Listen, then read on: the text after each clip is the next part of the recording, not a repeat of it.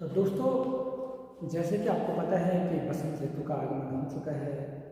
हमारे पहाड़ों में फ्योली और लैली के फूल खिलने लग गए हैं। तो इसी खुशी में मैं आप लोगों को एक प्यारा सा सॉन्ग अपने सैक्सोफोन के माध्यम से सुनाने जा रहा हूँ।